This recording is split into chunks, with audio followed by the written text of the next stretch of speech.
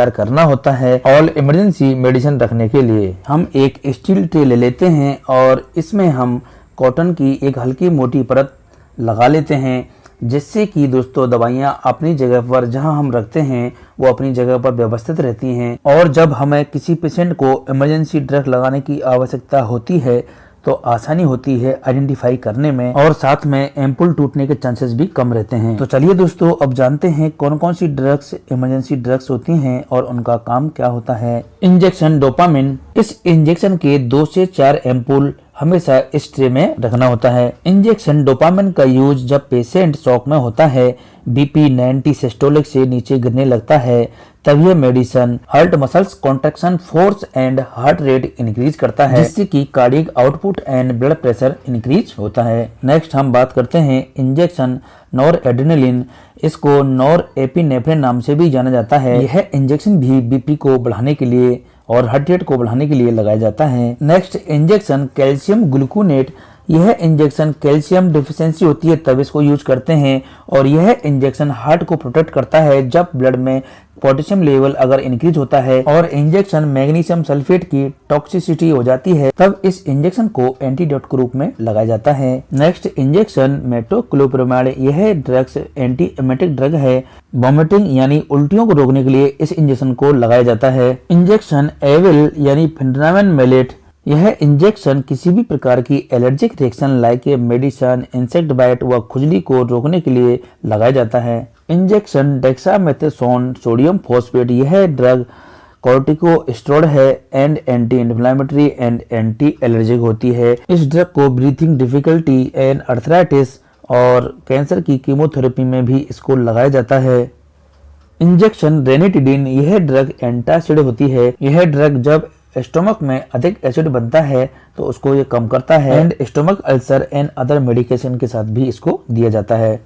Next sodium bicarbonate. यह injection metabolic acidosis को कम करने के लिए लगाया जाता है like condition severe renal disease, cardiac arrest, severe primary lactic acidosis and shock में इसको लगाया जाता है। नेक्स्ट हम बात करते हैं इंजेक्शन एड्रेनालिन बाइट्रेट। यह मेडिकेशन एंड हार्मोन है। यह injection anaphylaxis, cardiac arrest and superficial bleeding को कंट्रोल करने के लिए लगाया जाता है। Next injection midazolam. यह सेडेटिव ड्रग है। यह कोई surgical procedure, anaesthesia, anxiety and sleeping disorder के लिए इसको यूज किया जाता है। Next injection ondansetron. यह इंजेक्शन नोजिया एंड वॉमिटिंग को रोकने के लिए यूज किया जाता है। Next injection deriphyllin. यह injection asthma, chronic bronchitis, COPD इस प्रकार की बीमारियों में बीजिंग साउंड, सांस लेने में परेशानी होती है, चेस्ट में टाइटनेस हो जाती है, तो दोस्तों इस समस्या को दूर करने के लिए इस इंजेक्शन को लगाया जाता है। नेक्स्ट हम बात करते हैं इंजेक्शन एथामसाइलेट। यह इंजेक्शन एंटी हेमोरेजिक एजेंट होता है।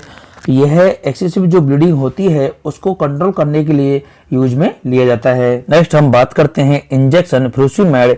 यह डायरेटिक ड्रग है और वाटर पिल्स नाम से भी जानी जाती है। दोस्तों यह इंजेक्शन कहीं भी बॉडी में अननेसेसरी अधिक मात्रा में फ्लूइड इकट्ठा हो जाता है तो उसको बॉडी से बाहर निकालने में मदद करता है। कुछ बीमारियां होती हैं जैसे एडिमा है, लिवर डिजीज है, किडनी डिजीज है, इन सब में इस प्रकार की समस्याएं होती हैं। Next injection tramadol. दोस्तों यह इंजेक्शन पेन किलर इंजेक्शन है। बॉडी में अगर कहीं भी पेन होता है तो उसको कम करने के लिए इसको लगाया जाता है। Injection phenytoin sodium. यह इंजेक्शन सीजर्स, कन्वल्सन, फिट्स यानी मिर्गी के दौरे अगर आते हैं तो उनको दूर करने के लिए इस इंजेक्शन को लगाया जाता है। नेक्स्ट हम बात करते हैं इंजेक्शन हेमोकोएगुलेज यानी वोट्रोपेस इंजेक्शन। यह इंजेक्शन बॉडी के इंटरनल पार्ट से अगर एक्सेसिव ब्लीडिंग होती है तो उसको कंट्रोल करने के लिए इस इंजेक्शन को लगाया जाता है। नेक्स्ट हम बात करते हैं इंजेक्शन ट्रेनेक्सेमिक एसिड यानी मेनोजिया इंजेक्शन। यह इंजेक्शन भी एक्सेसिव ब्लीडिंग को कंट्रोल करने के लिए लगाया जाता है। इंजेक्शन वोट्रोपेस और इंजेक्शन मेनोजिया यह इंजेक्शन कोएगुलेंट का काम करते हैं। Next injection diclofenac sodium. दोस्तों यह इंजेक्शन पेन किलर होता है। लाइक ये जॉइंट्स पेन, मसल्स पेन और साथ में फीवर को भी कम करता है। इंजेक्शन पेंटाप्रोजोल, यह इंजेक्शन एंटासिड होता है और गैस्ट्रोएसोफेजियल रिफ्लक्स डिजीज जो होती है उसको ट्रीट करने के लिए यूज में लिया जाता है। नेक्स्ट इंजेक्शन एट्रोपिन, यह इंजेक्शन पेस्टिसाइड पॉइजनिंग के पेशेंट में, स्लो हार्ट रेट के पेशेंट में और सर्जरी के समय सलाइवा का सीक्रेशन को कम करने के लिए इस इंजेक्शन को लगाया जाता है। नेक्स्ट इंजेक्शन हाइड्रोकोर्टिसोन, यह कोर्टिकोस्टेरॉइड ड्रग है और एंटी इंफ्लेमेटरी ड्रग होती है। इस इंजेक्शन को rheumatoid arthritis, ulcerative colitis, serious skin disease के पेशेंट और अस्थमा के पेशेंट जो ब्रीथिंग डिफिकल्टी होती है उनमें और सीवियर एलर्जिक रिएक्शन कंडीशन में भी इसको यूज में लिया जाता है। नेक्स्ट इंजेक्शन हेपेरिन, दोस्तों यह इंजेक्शन एंटीकोएगुलेंट होता है, ब्लड क्लॉट होने से रोकता है और यह इंजेक्शन हार्ट अटैक के patient, unstable angina patient, ABG test के लिए और before some surgery blood clot ना बनने के लिए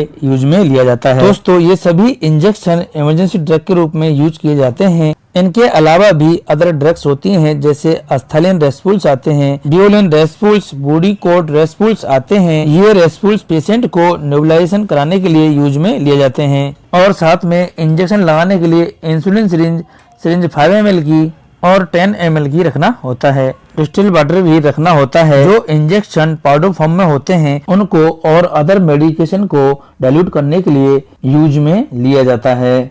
तो दोस्तों आपने देखा इस प्रकार से हम एक ट्रे जनरल वार्ड के लिए तैयार कर सकते हैं। इसी प्रकार से अगर हमारे पास इमरजेंसी जो वार्ड होता है और उसमें बहुत ज़्यादा 24 आवर्स इमरजेंसी ज़्यादा रहती है तो हम एक ट्रॉली भी इसी प्रकार से इन्हीं दवाइयों की तैयार कर सकते हैं। जैसा कि दोस्तों आप देख रहे हैं इस प्रकार की एक इमरजेंसी ट्रॉली होती है।